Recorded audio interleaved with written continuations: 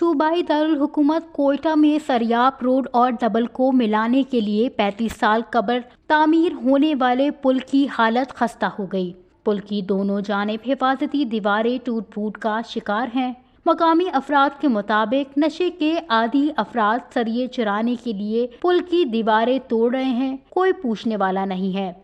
अक्सर मकामात पर दीवारें बिल्कुल गायब हैं, जिससे किसी भी वक्त हादसा पेश आ सकता है। पुल के बीच गड़े पड़े हुए हैं, स्ट्रीट लाइट्स भी खराब हैं। मुकामी अफराद के मुताबिक सरकारी अफसरान भी मुआयना करने नहीं आते। दूसरी जानिब कमिश्नर कोयटा हमजा शफकात ने नोटिस लेते हुए कहा है कि सेक्रेटरी कम्युनिकेशन एंड वर्क्स के सेक्रेटरी से राब्ता करके पुल की मरम्मत की दरख्वास्त की है। ताहम उन्होंने कहा है कि इलेक्शन से कबल तरक्याती काम नहीं किए जा सकते और तामीर और मरम्मत के फंड्स भी खत्म हो चुके हैं। वश न्यूज़, कोयटा, बलूचिस्तान।